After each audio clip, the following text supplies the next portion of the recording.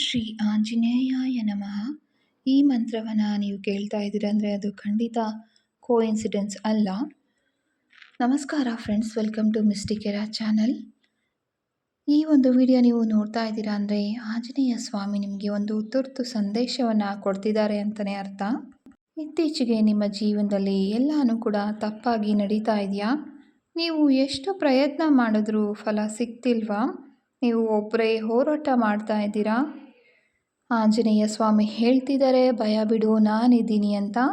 ಆಂಜನೇಯ ಸ್ವಾಮಿ ಹೆಸರಲ್ಲಿ ಇವತ್ತಿನ ರೀಡಿಂಗನ್ನು ಸ್ಟಾರ್ಟ್ ಮಾಡೋಣ. ಈ ವಿಡಿಯೋ ನಿಮಗೆ ರೆಸಿನೇಟ್ ಆಗಿದ್ರೆ ಲೈಕ್ ಮಾಡಿ, ಶೇರ್ ಮಾಡಿ. ಇದೇ ರೀತಿ ಇನ್ನಷ್ಟು ದೈವಿಕ ಸಂದೇಶಗಳಿಗೆ ಫಾಲೋ ಮಾಡೋದು ಮರಿಬೇಡಿ. ಒಂದು ಜನರಲ್ ರೀಡಿಂಗ್ ಆಗಿರುತ್ತೆ. ಪರ್ಸ್ನಲ್ ರೀಡಿಂಗ್ ಬೇಕು ಅನ್ನೋದಾದರೆ ಸ್ಕ್ರೀನ್ನಲ್ಲಿ ಕಾಣಿಸ್ತಾ ಇರೋ ನಂಬರನ್ನು ನೀವು ಕಾಂಟ್ಯಾಕ್ಟ್ ಮಾಡಬಹುದು.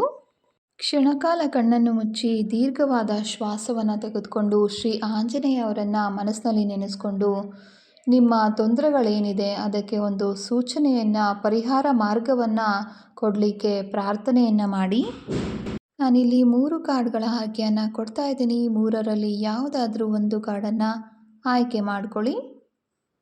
ಮೊದಲನೇ ಕಾರ್ಡನ್ನು ಯಾರು ಆಯ್ಕೆ ಮಾಡ್ಕೊಂಡಿದ್ದೀರಾ ಅವರಿಗೆ ಈ ಒಂದು ಕಾರ್ಡ್ ನಿಮ್ಮ ಮನಸ್ಸಿನ ಶಕ್ತಿ ಬಗ್ಗೆ ಹೇಳ್ತಾ ಇದೆ.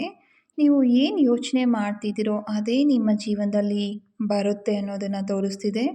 ಅಂದರೆ ನಿಮ್ಮ ಥಾಟ್ಸ್ ಏನಿದೆ ಅದು ಪವರ್ಫುಲ್ ಆಗಿದೆ. ಪಾಸಿಟಿವ್ ಆಗಿದ್ದರೆ ಒಳ್ಳೆಯದು ಬರುತ್ತೆ, ನೆಗೆಟಿವ್ ಆಗಿದ್ದರೆ ಕನ್ಫ್ಯೂಷನ್ಸ್ ಜಾಸ್ತಿ ಆಗುತ್ತೆ.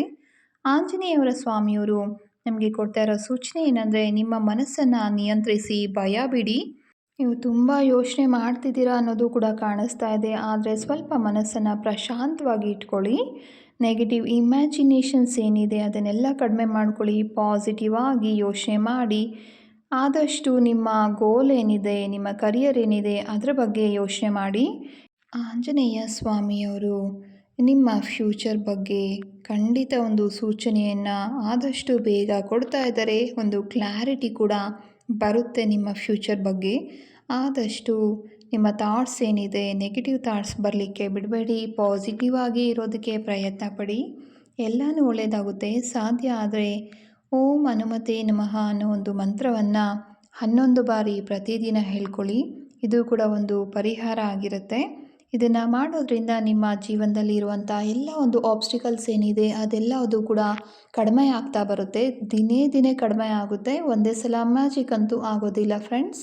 ಯಾವತ್ತೂ ಸ್ವಲ್ಪ ತಾಳ್ಮೆಯಿಂದ ಇರಬೇಕಾಗುತ್ತೆ. 2ನೇ ಕಾರ್ಡನ್ನು ಯಾರು ಆಯ್ಕೆ ಮಾಡ್ಕೊಂಡಿದ್ದೀರಾ ಅವರಿಗಾಗಿ ಈ ಕಾರ್ಡನ್ನ ನೋಡ್ತಾ ಇದ್ರೇ ಗೊತ್ತಾಗ್ತಿದೆ, ನೀವು ಯಾವುದೋ ಒಂದು ಬಂಧನದಲ್ಲಿ ಸಿಲುಕೊಂಡಿದ್ದೀರಾ. ಅದು ಭಯ ಆಗಿರ್ಬೋದು ಅಥವಾ ಒಂದು ಟಾಕ್ಸಿಕ್ ರಿಲೇಷನ್ಶಿಪ್ ಕೂಡ ಆಗಿರಬಹುದು. ಇಲ್ಲ ಅಂದರೆ ನೀವು ಒಂದು ಸ್ವಲ್ಪ ನೆಗೆಟಿವ್ ಥಿಂಕಿಂಗಲ್ಲಿ ಕೂಡ ಇರಬಹುದು.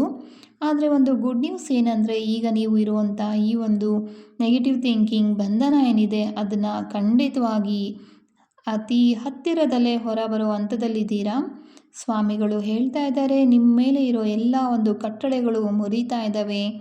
ಈಗ ನೀವು ಸ್ಟ್ರಾಂಗ್ ಆಗಿ ಹೊರಬರೋ ಸಮಯ ಕೂಡ ಬಂದಿದೆ ಅಂತ. ಈ ಒಂದು ಬಂಧನದಿಂದ ಹೊರಗೆ ಬರಬೇಕು ಅಂತ ನೀವು ಕೂಡ ಅಂದ್ಕೊಳ್ತಾ ಇದ್ದರೆ ಪ್ರತಿದಿನ 11ರಿಂದ 21 ಬಾರಿ ಓಂ ಶ್ರೀ ಹನುಮತೆ ನಮಃ ಅನ್ನೋ ಒಂದು ಜಪವನ್ನು ಮಾಡ್ಬೋದು.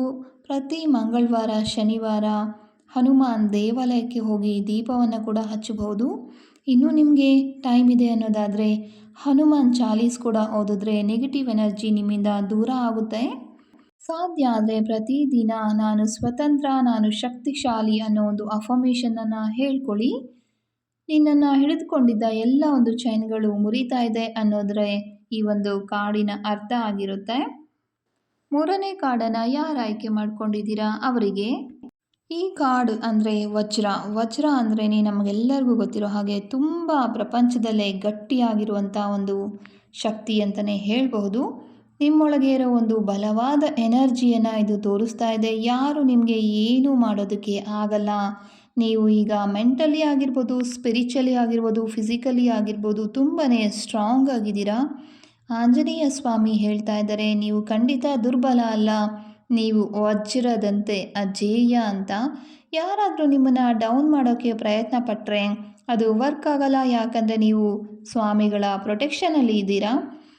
ಇನ್ನು ನೀವು ತುಂಬ ಸ್ಟ್ರಾಂಗ್ ಆಗಬೇಕು ಅಂತ ಅಂದ್ಕೊಳ್ತಾ ಇದ್ದರೆ ಇದಕ್ಕೆ ಪರಿಹಾರಗಳು ಪ್ರತಿದಿನ ಓಂ ಆಂಜನೇಯಾಯ ನಮಃ ಅನ್ನೋ ಒಂದು ಮಂತ್ರನ 21 ಬಾರಿ ಹೇಳ್ಕೋಬಹುದು.